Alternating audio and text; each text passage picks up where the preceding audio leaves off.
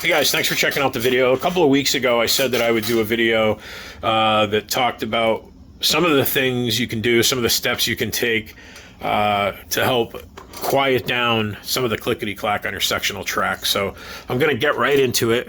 And if you look closely here, this piece of track just came out of a Tomy set. This one came out of a Super International set, and you look at this rail right out of the box. I can push it down. I mean, you can tap that down, whatever you want to do. It just won't stay. And you can see it comes all the way back. Sometimes this is caused by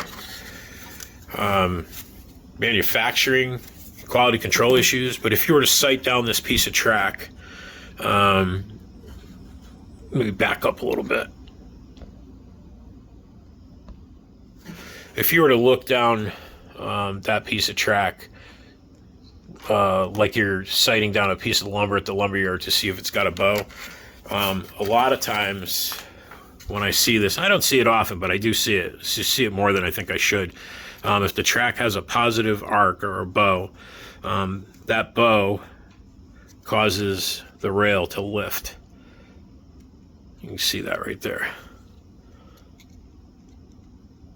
So now I've seen sets assembled and cars are making all kinds of noise, and you know, you'll find a rail like that sticking up.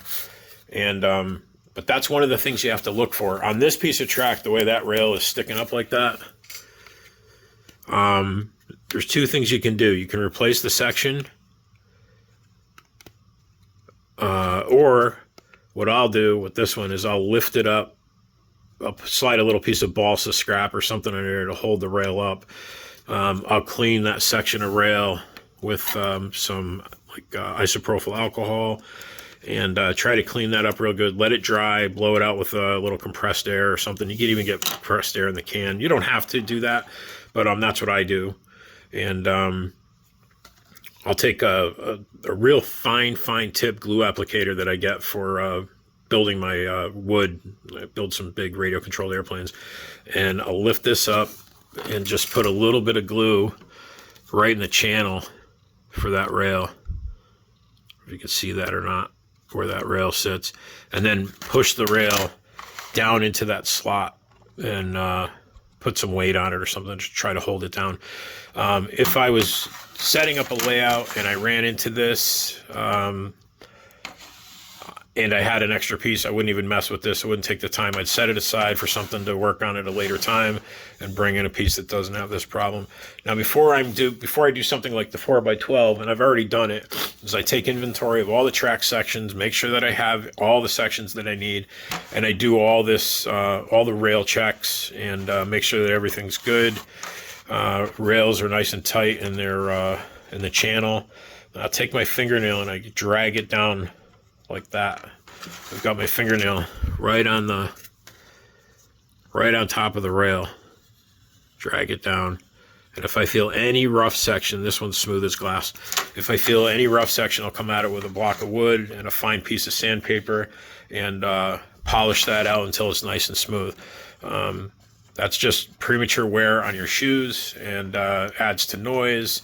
And every little bit, it all stacks up to making a more precise track, layout, whatever you want to call it, and less wear on shoes. I mean, shoes cost money, and why blow through a set of shoes in a day or a weekend when you can take some real easy steps to make everything really nice and smooth. So that's one of the things, rails and rail height. I hate seeing that coming out of a brand new box.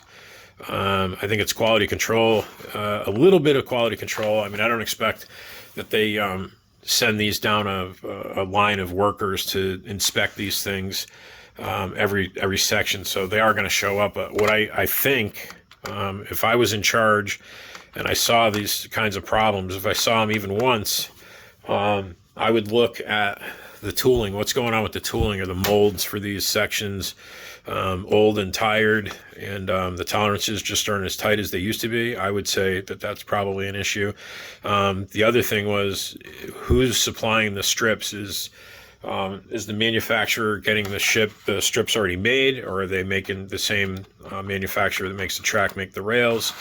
But why don't these stay tight, and why are so many people aware of the fact that you have to get a hammer, and you don't use a framing hammer, you use like a little tack hammer, a small head. It's just a tap, tap, tap, and you're not banging on it. You'll dent the rails and just cause more problems. But and then the other thing, see if I can get a different angle here. Sorry for the sniffles. I went out in the cold for a little bit too long today, and I wasn't dressed properly, which is pretty foolish of me.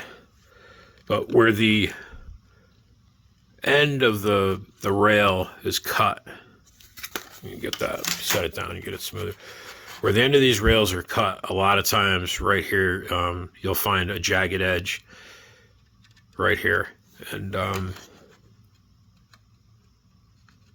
dragging my fingernail down there. So I got my fingernail right on the top of the rail. I know the lighting sucks, but I've got my fingernail gliding it right down the top of that rail. And so I can feel any roughness. There's that piece. So I'm getting hung up right there. So some people may not worry about it. I like to take the time and clean up the track, make it as nice as possible. Because once you get everything laid out, especially a 4-lane layout, the 4x12 that I'm doing, and it's tough once you get everything on there and it's all set up, and now you're finding issues with your cars going around the track. Now you're pulling things back apart.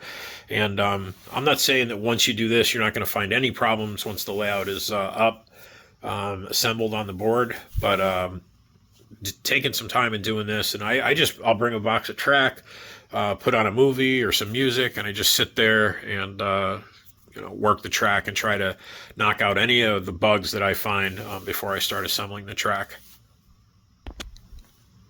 Okay, so one of the other things that will give you a high point or a high section where one track meets the other is this tab right here. This tab right here, you'll notice in the middle it's got this raised piece right here. So that raised piece slides underneath this piece. And that's what creates a friction fit to help keep the track securely together. So you see right here, this is the bottom side of that. So when you look at that, I don't know if you see it also has a tab. So those don't always meet so cleanly. This tab here, I'll flip it over. That tab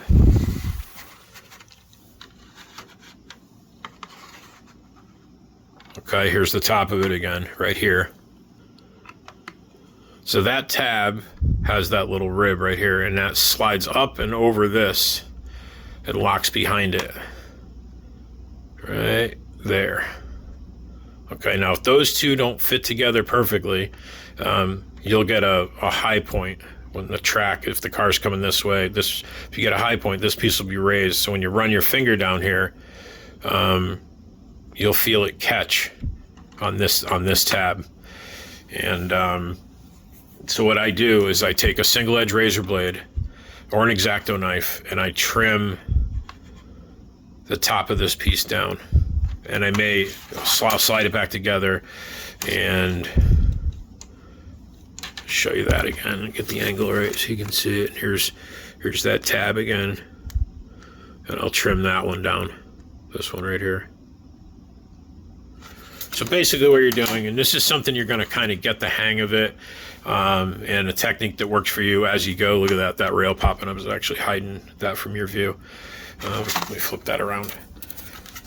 So this is something that you're going to do, and you're going to find what works best for you. I use a single edge razor blade, and I don't come at it and try to like chisel the plastic away. I set the razor blade down here and I pull it here. So I'm basically shaving, scraping, and don't go crazy and make this whole nub disappear. Trial by error, do a few passes, 3-4 passes, slide the section together, run your finger down.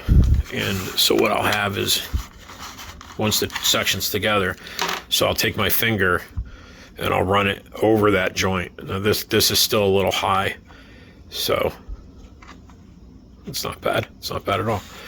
And then once you have your sections together, so run your fingers down and find any high spots and address them. So running my finger down here, I feel right here is there's a catch. Hear that?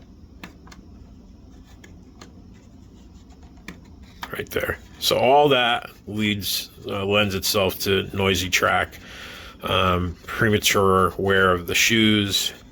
And, when I was a kid, I put track together and it never occurred to me. But I think since the popularity now and YouTube, and you see more videos of guys with sectional tracks, and the car's just, all you hear is the shoes on the rails and maybe the sound of the motor. But you don't hear any of the clickety clack. And that's just, to me, that's awesome. I know some people like the clickety clack. It's reminiscent, reminds of days, when they were younger. And I don't mind it, but to some extent, the really bad stuff, or like when your pin's coming down, the metal guide pins especially, if there's not a clean transition in the slot from one to the next, you'll hear the pin actually hit, like right here. It's coming down, and then if there's not a clean transition right here, you hear that. So in racing, you want to try to clean all that out a little bit. If you're going for lap times, or you're doing some semi-serious racing at your house with your buddies, those